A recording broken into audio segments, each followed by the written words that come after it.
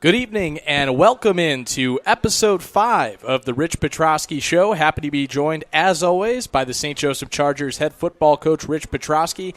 I'm Connor Klingen, coming at you live from the St. Joseph football team dinner from St. Joseph High School, and we'd like to thank you for joining us here on Arena Sportsnet Chicago. As always, we'd like to remind you that tonight's show is brought to you by Meatheads in Elmhurst, a place you can enjoy with your whole family from the moment you walk into the door until the moment you leave. Meatheads at 143 North York Street in Elmhurst. Coach, how you doing tonight? I'm good. We have tacos tonight, so I'm getting ready to eat some tacos. But not a bad choice. Exactly.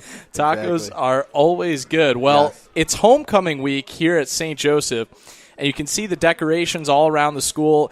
How excited are your guys for the game? And probably more importantly to you, how are you keeping their mind on the game instead of the dance? We told them all week that we have a business. We're about business. The homecoming dance is about everybody else. It's about the kids that are in the school. It's about all the kids that, want to hype up everything. But we're focused on one thing, and that's beating Catless Maria. And that's the right attitude to have. And I understand this weekend you're also having a reunion for St. Joseph football alumni. Can you tell the fans a little bit about how that all came together? What I did is that I just wanted to get some of the guys that played here previously to come out and just talk to the kids and talk to us as coaching staff so that way we get a sense of what they went through as alumni here. And we just wanted to make it a nice little event for everybody, to get everybody out and to get everybody together for, hopefully for the next 10 years that we're getting back together again. And, they're telling their stories and things like that. So. Well, how do you feel the St. Joe football alumni have helped you continue to build this positive momentum you started last season? They're helping me tremendously with the little things that they've done. Last year, I had so many phone calls, emails, letters. It was just unbelievable, the outpour when we started winning and everything like that. And, getting those emails saying, I wish I was part of that team that actually could say that we won the games and things like that. So it was a great feeling, and they're behind us 100%.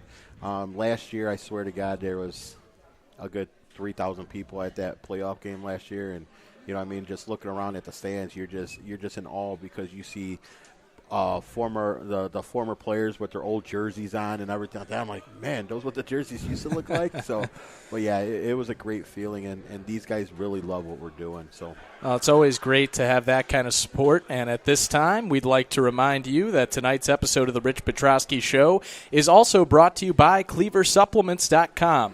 Cleaver Supplements for when genetics are not enough.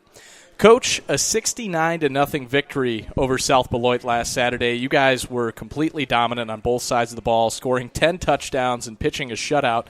You mentioned last week your team would have an advantage coming in, but did you expect the performance to be that flawless? Yeah, I knew it was going to be like that just by the way we practiced all week. We knew what we had to go in here doing, and we knew what we were expecting, and it was a hard week of practice for them, and they came out and showed why we practice the way we do, and putting up 69 points where, if we really get technical, it could have been a lot worse. But, by the second half, I was just fortunate enough to get those JV kids in there, get them some varsity experience, get the feel of what the game is all about and things like that. So I thought it was a good opportunity for the whole program there.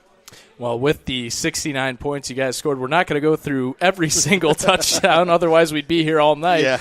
But the first offensive possession, and you guys find yourselves in a 3rd and 11, and you go downfield for the deep ball. Caleb Hayden makes a beautiful throw, and Zach Ford makes a jumping catch. How much confidence did that play kind of give your offense to get you guys rolling? It was tremendous. During film this week, though, we told Zach, why are you jumping for the ball? The ball would have went right into your arms in stride, and you could have walked into the end zone. But yeah, the biggest thing is that with the chemistry, we're finally starting to get that chemistry, and it was evident against South Beloit because we were literally hitting on all cylinders. It was just great to see that even Amir Burgi running the ball, being the whole 5'5", 5'6", you would never expect him to break one tackle, break two tackles, and then be gone. And that's exactly what he did. Oh, we'll hit a little bit more on Amir later, but Caleb would go in to score on a 2-yard quarterback sneak on that drive. Obviously a short run there, but did you feel like you were gaining more confidence in him running the football in that game? No, the thing about it is I know Caleb's ability to run the football. I seen it all last year when he was on JV because our JV coach, that's all he does is run the football. And so I seen Caleb run the ball probably 1,000 times on JV last year. So I had the utmost confidence. We practice it. It's just that I'm not too sure how to run it in the games yet. And it's a feeling out process, really. Because over the games, we'll finally get the filling out process done and see how it goes and everything like that. So, well, moving over to the defensive side of the ball, first possession of the game, South Beloit picks up 2 first downs. They're driving a little bit, but they kind of stall out, and then they didn't pick up a first down again until the fourth quarter. What adjustments did your defense make after that first drive? I'm gonna be honest, I have no clue. My defensive coordinator, Twan Brown, does an excellent job with this defense.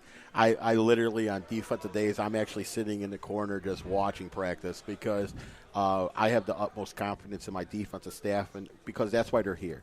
If I can't trust them to run a practice, then why are they here?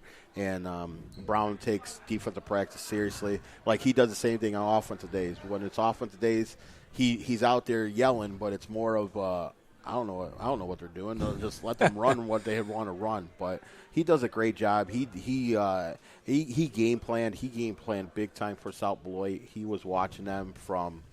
He probably started watching South Beloit as soon as we got the film. He probably broke everything down that first night.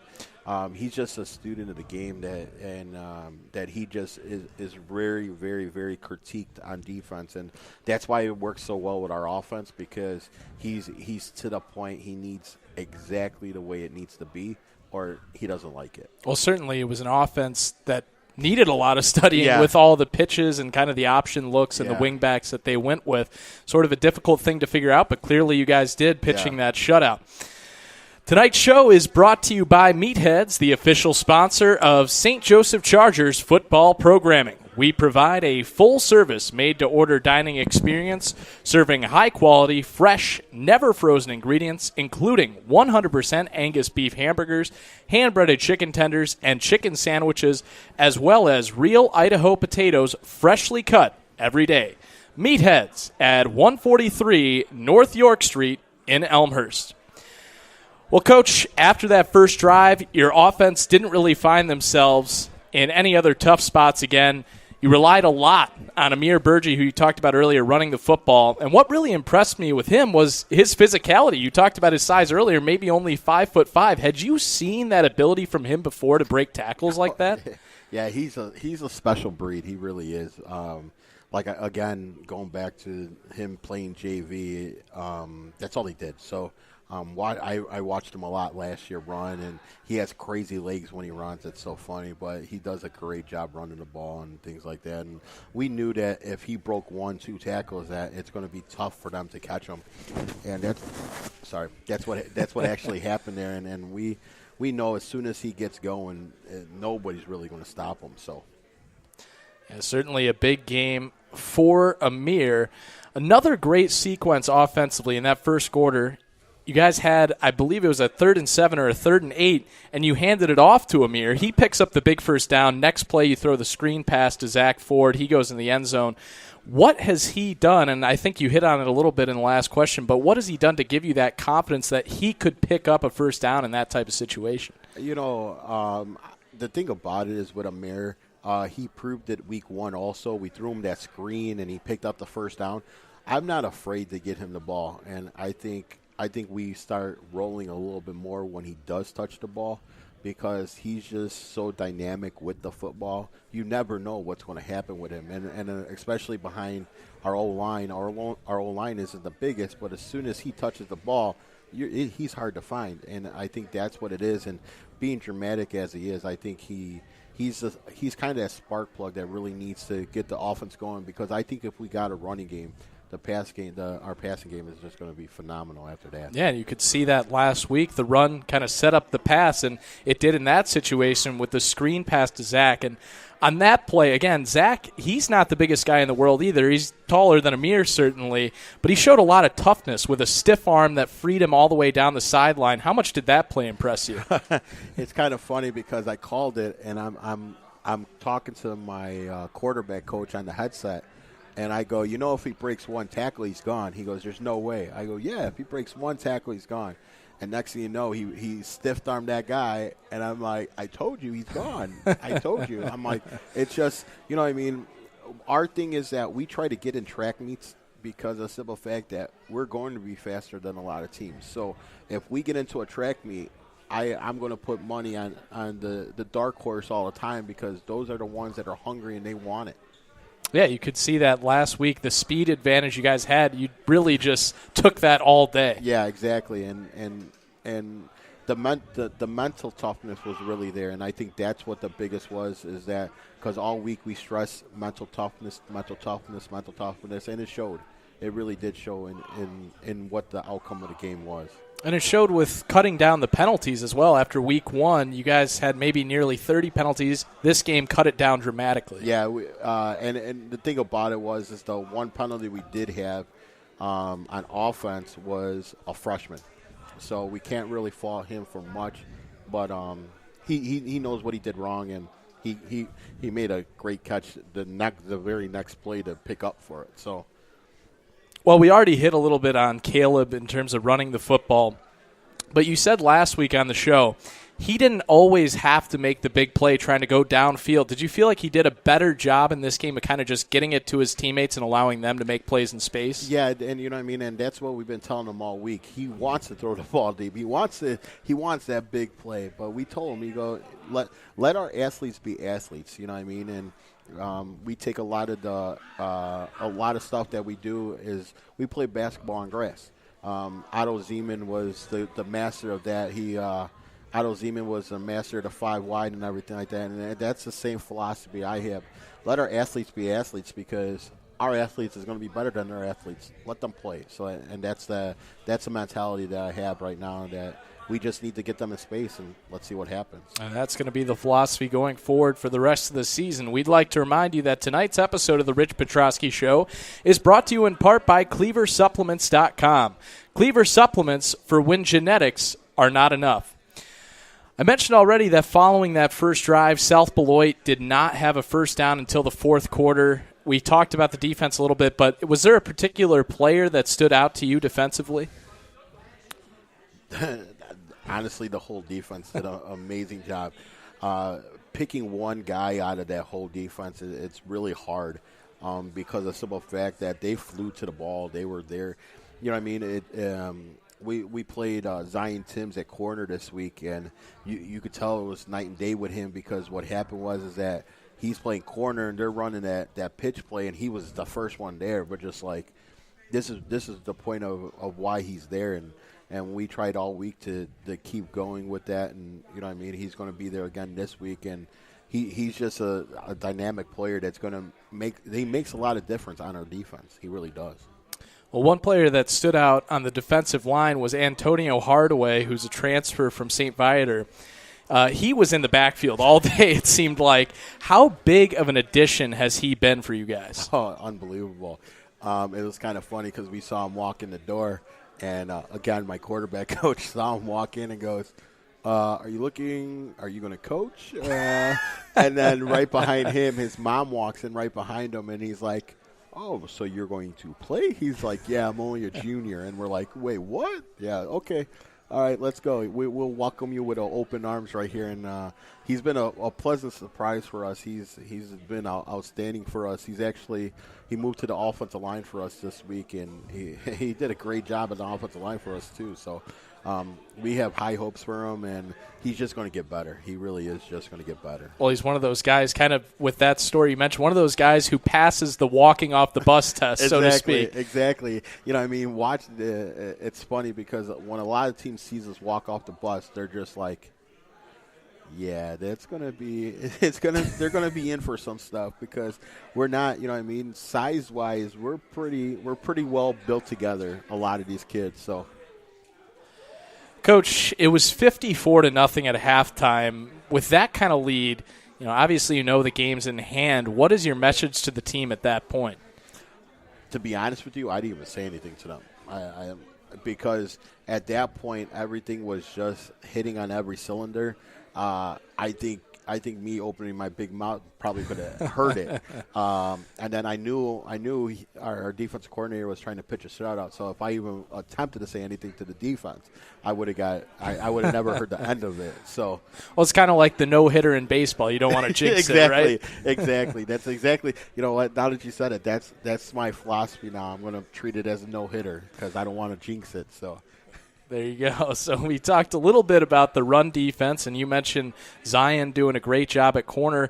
But the pass defense in general also made some big plays when they started to pass the ball in the second half. Zach Ford, and I believe it was Amir, had an interception. Yes. A couple of touchdowns called back on the returns. But how refreshing was it to see that kind of pass defense after that kind of burned you guys against Elmwood Park in the second half? You know what? Coach Brown made the adjustments, and he made the right adjustments. And that was the biggest thing, is that making the adjustments. It's not how you play the game, it's how you can adjust during the game is what's really going to help us win games. And Coach Brown we talk about all the time. Me and him, we're always going back and forth against each other because he's a defensive guy, and technically I've been a defensive coordinator all my life, and I'm calling the offense, so I see everything as a defensive side of the ball.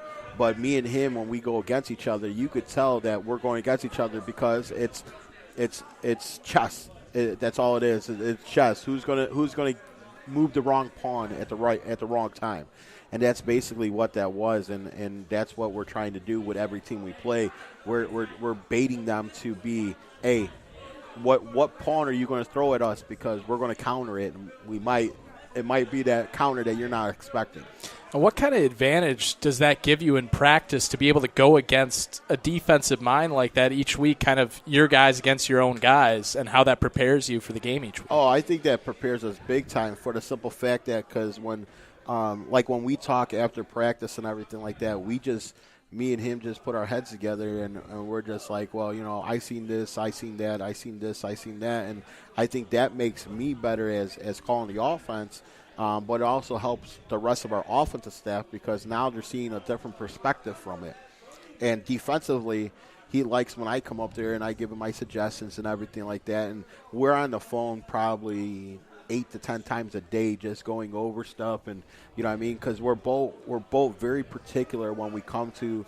He loves defense, I love offense. It's just very particular how we want to run stuff and things like that, and that's how we've been. And like I said, we call each other, we shoot things off each other's chests just to see how we like it. We call each other at like Sunday nights when we don't even have anything to do. You know what I mean? He's a big Baltimore Ravens fan, and if the Baltimore Ravens aren't playing, then he's calling me, telling me, hey, what do you think about this? What do you think about that? And you know what I mean? He's such a great defensive mind that he makes my job easier as a head coach, because now I don't have to worry about nothing. Well, that's the right team to be a fan of if you're a defensive-minded guy, right? Exactly. The Ravens have always played great defense there. But in your case, you were saying your history was kind of a defensive coach. What kind of made you make that switch over to being more of an offensive guy? I've always loved offense. The thing about it is that everywhere I've ever been, I've always gravitated to the defensive side of the ball because I played linebacker in high school. And so right away I gravitate to the defensive side of the ball. I'd rather know what defense is doing before offense. But the last 4 years as being a head coach at DRW and here, I've been calling the offense. And the reason why I call the offense is because I'm giving it a different perspective. I'm giving it a defensive perspective that's something that they're not going to be able to understand. Because we're all hand signals, and it's funny, we're all hand signals, and I can give a hand signal, and they're going to think we're going to run to one way, and we're actually running the other way because I'm always backwards with everything I do. So it's kind of funny that the way I do my things and have these guys yell at me. They're like, that's not the way. Yeah, I know it's not supposed to be that way, but it works. Well, you mentioned the hand singles. You guys really got some tempo going in that game against South Beloit. Yeah. How much do you have to work on that in practice to make sure nobody's making a mistake when you're going to be running the offense that quickly? You know what? It's kind of funny because we started this in February. So, and, you know what I mean, some of the freshmen are still trying to understand, trying to get the pace up. But other than that, you know what I mean, we're quick. And that's the thing. We have to make sure that we're up on the ball, ready to go. But the greatest thing is my center, Anthony Brown. He controls the offensive line. Like, I'll call a play, and he's already telling the line what to do. So it works out perfectly for us. And, you know what I mean? And once we figure out that we can run as fast as we want to and make it a track meet, I think we might be putting up 60 points a game. Well, you could see in that game, your offense is running so quickly. They had a play where they were trying to get a sub on the field. He was offsides because he was past the line of scrimmage. Exactly, and that's the tempo we're trying to get at. They're still learning it because we're young, and that's where it comes back to. We're young. My actual quarterback is actually here tonight. He's eating dinner with us, and the thing about it is if you've seen our offense from last year to this year, it's a completely like 180 because you're looking at them and you're like, this is the exact same offense you ran last year. Yeah, it's the exact same offense. It's just that we're trying to get everybody up to speed to make sure that they understand what we're doing. Well, it clearly worked last week. But another aspect of this game that was really strong for you guys was the punt return game. Zach Ford did a great job back there, made a couple of big plays that put you guys in good field position. And I believe it was Zuriel Mason who had a punt return later in the game that got called back on a block in the back. But he completely reversed field. How much do you guys work on that in practice? Because you had a punt return touchdown in the first game of the season with Amir as well, and then Zach doing really well. He didn't score a touchdown, but had some pretty long returns. Actually, we practice special teams every single day.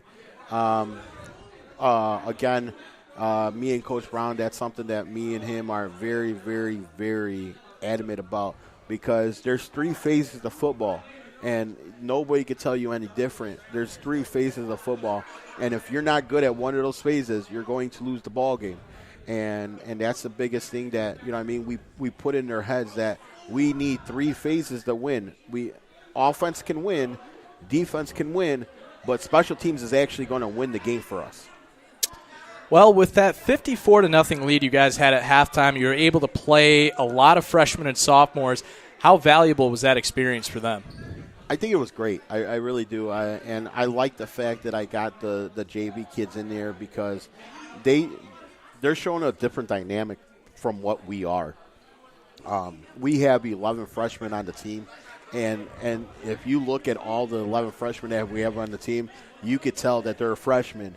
But once they hit the field, you would never know that they were a freshman. They were all freshmen because they don't go in there just to be, we're in the game.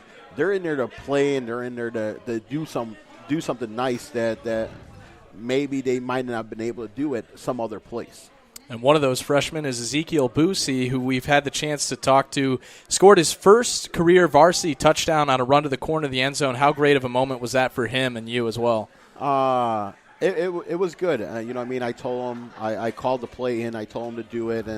And my thing is that I thought if he gets to that corner, he's going to score. And I'm just like, it was a great feeling for me because I think it's more of a sigh of relief for him now because now he has that varsity touchdown out of the way.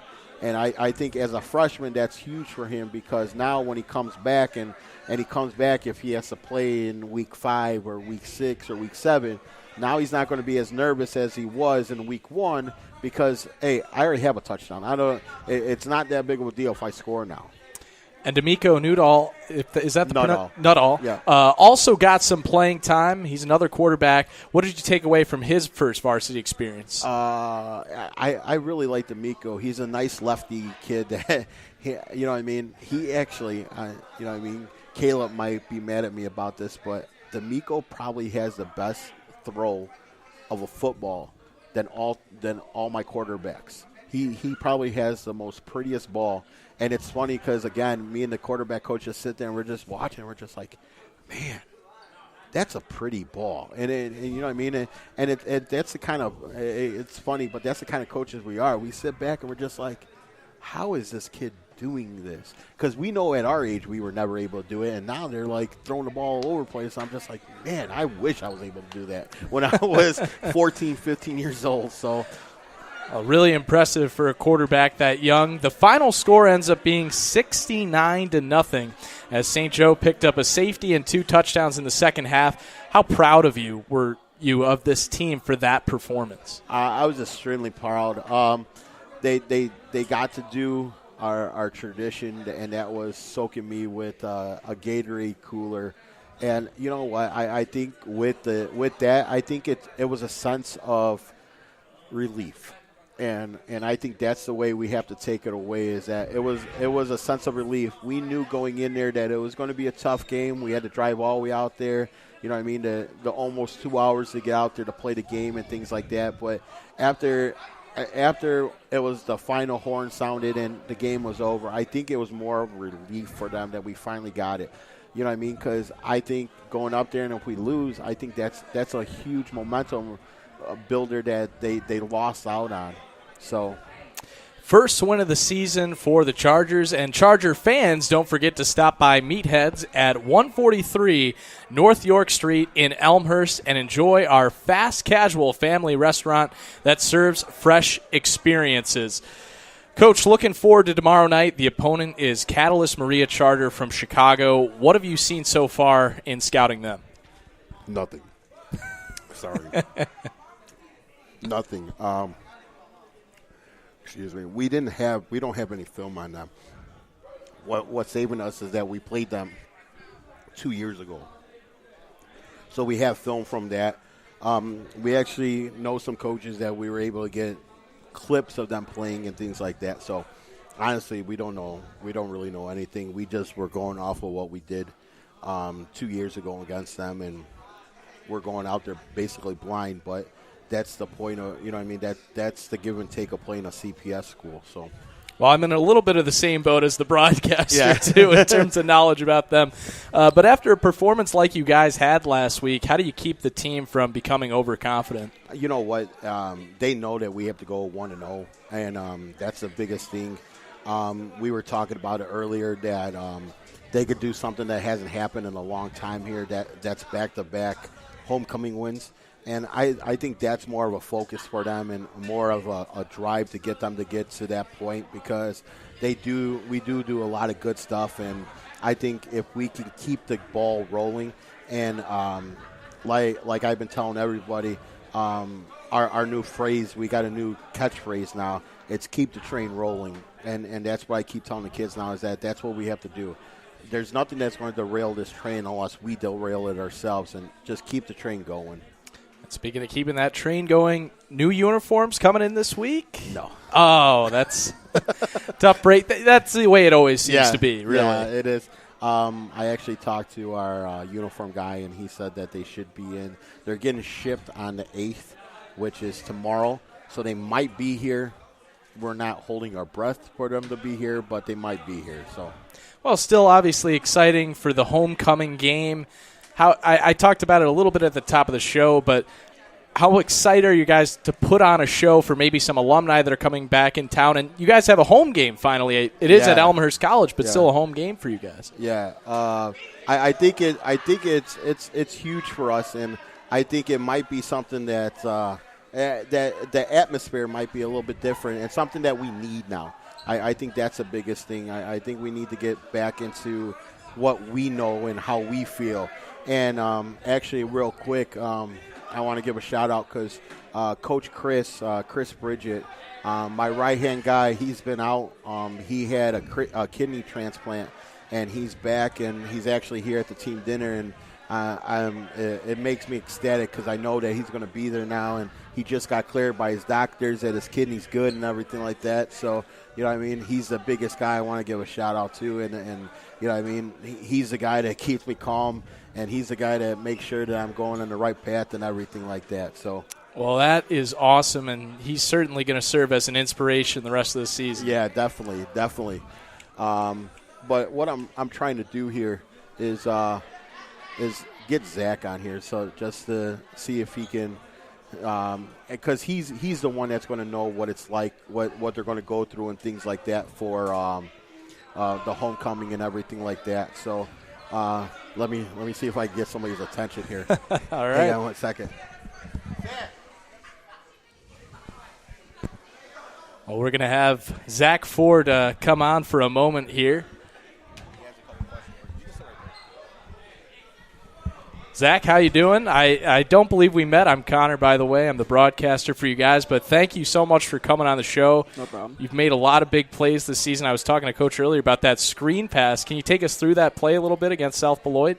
Really, he called the play. Me and Zarel had switched, and the whole time I wasn't even looking to score. I was just trying to get upfield, keep the momentum going. And it broke loose to where I was able to get to the outside and keep going. And another thing you've done really well this season is punt returns. How hard is it, or I guess it's been easy so far this season, to read on those punt returns and be able to create space? You've made some really big plays in the punt return game. Sometimes it's hard to see just because how fast some of the things are coming. But once you start getting used to how you return the kicks, it's easy to start baiting the other team to come into one side and end up switching over. And, Zach, it's homecoming this week. What's the excitement? What's the atmosphere like around the school? It's a lot better than what it has been in past years. Everyone's looking a lot more excited, hoping great things for us to come, see the score go up, and just keep everything going. Well, I talked to Coach about homecoming earlier. He said you guys are all business, no focus on the dance or anything like that, right? No, we're ready for this game. We're all hyped for the game right now. And you have a chance to be the first team in program history to win 2 straight homecoming games. What would that kind of accomplishment mean to you guys? It'd mean a lot coming from JV my freshman year to not winning it, to being beat, to now having to do something that we can say no other team has done yet. And this St. Joseph program under Coach Petroski, you guys have been doing that a lot in his first 2 seasons. What was it like last year to be along for that ride for the playoffs? Oh, it was great. It was everything that I wished for since I came in freshman year. It's just to make it to the playoffs and make it all the way through. But now you guys have to kind of follow that up. What kind of pressure does that put on you as a senior leader of this team?